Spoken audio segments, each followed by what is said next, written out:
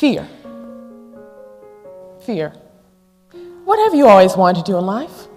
Do you want to be a multi-million-dollar business owner? Do you want to be the first in your family to graduate from college? Do you want to start a family?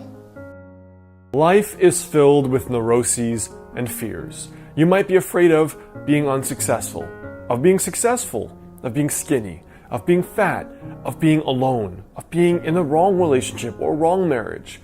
Part of the human experience means having these neurotic fears that are always coming and going. But to me, the difference between the people that end up building the life that they love and those that don't is the presence of courage in the person's life. Are you willing to do the thing that really scares you and really worries you to get to the point where you want to be? A lot of us these days are very fearful, and we're all in our heads. That's all we are. And so when we talk to ourselves, we talk to ourselves with like all of this theory and all of this stuff that other people talked about. We're not like Spartans, where we just get to the point, we slash it out with our sword of truth, and we make things easy. There's something there, I know. There is always a fear in us, in humans. There's always something.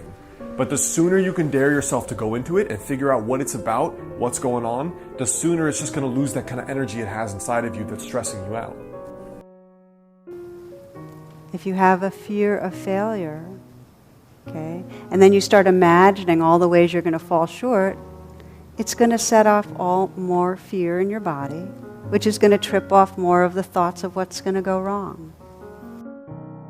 It's our minds are really, really, they terrorize us. And so we have to find a way out, and they create distance from others. When we're lost in our thoughts, our fear thoughts, we can't really see who's here. I think we all realize at this point that life is full of fears, it's full of pain, it's supposed to be. That's like asking for a day with no night. Life is pleasurable because of the pain. Life is pleasurable because of the obstacles. Life is pleasurable because of the fears, right? Otherwise we'd have no contrast. We wouldn't know what good life is if we didn't have pain.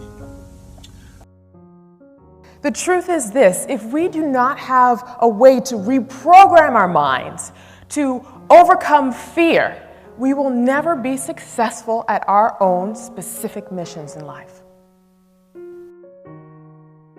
You must name and reject your fear. You must name and reject your fear. Develop the habit of confronting your darkness. Don't develop the habit of running away and smoking a bowl, of playing video games when you're frustrated or scared, of going out and getting drinks with your friends 5 times a week. Develop the habit of confronting the darkness in your life, whatever that may be. The faster you confront the darkness, the faster you will upgrade. And more importantly, listen, even if nothing externally changes in your life, you are going to feel internally unafraid. You're going to talk to a person you used to be afraid of and you're like, all right, cool, it was smooth. You're going to go to your job and the things you hated, the things you loved, they're not going to bother you so much. You're going to be smooth internally. You're going to go to ask out a person, you're going to be smooth internally. Life gets smoother. And honestly, once you do it enough times, you realize that other people are often just as nervous, and other people are often just as intimidated, and the things we build up in our minds are often just built up in our minds. So if you think about, is this really true? Are they really special? Am I really not cut from the same cloth? Do they have something that they're born with, the genius archetype? Or did they just do something different that I can also do? Now, it's funny. When I started studying really successful people, it was mostly in my mid-20s when I was unsuccessful, didn't know what I wanted to do, super lost, super depressed. And I asked myself, through all my research, what are the traits I've discovered in some of these people? And you will see the things like discipline and grit and persistence and thinking uniquely, creatively. But what I noticed the most was very interesting, and it was 2 things. The first thing was that they very often believed they were special. Think about that. They very often believed they were special. And this is where Steve Jobs gets a lot of flack because he was known to be an a-hole and run his employees into the ground. But he believed he was special. And so even when life outside of him did not show that he was special because he was getting crappy results or was unsuccessful, he kept going until reality matched with what he thought about himself. And the second thing is that a lot of ultra successful people think, you know what? I don't see anybody that's done this, so screw it, I'm gonna be the first. Why don't I become the leader in the field and be the person who's the first to do it? Because then maybe I can also inspire other people. Figure out what's the number one habit you can use to build courage in your life, to work that muscle, because that, more than anything, will serve you and help you become the kind of person that you really want to be. You must reprogram your brain with different thoughts. You must reprogram your brain with different thoughts. You know how you have a computer and it may be infected with a virus and you have to take the virus off the computer and reboot it so it operates correctly? Well, our brains are the exact same way. What we have to do is take the virus out, what's called fear. It's only when you stop thinking, you give up the overthinking, give up you trying to always be figuring things out. Now you can just let it go. And from a sound mind is where you have zero fear. So we shouldn't be afraid of these things. We shouldn't be afraid to step up to the plate, to do what needs to be done. That's what the Spartans were doing. They didn't have fear, dude. Do you think they feared dying? I mean, maybe if they sat around and really thought about it, but they didn't have fear. That's why they could respond in such blunt ways. This reminds me of how a parent is with his son. A mother is going to sit there and explain away everything. A father's just going to be like, don't do that, boy. He's going to smack you upside the head. He's going to take off his shoe or get a hanger, just beat the shit out of you and teach you a lesson, He's going to tell you right from wrong. And I believe that's how we should also be inside of our heads. We shouldn't be back and forth. We shouldn't be overthinking. You must rebuild your brain. You must rebuild the neurons in your brain by taking action. Now, we've all been there.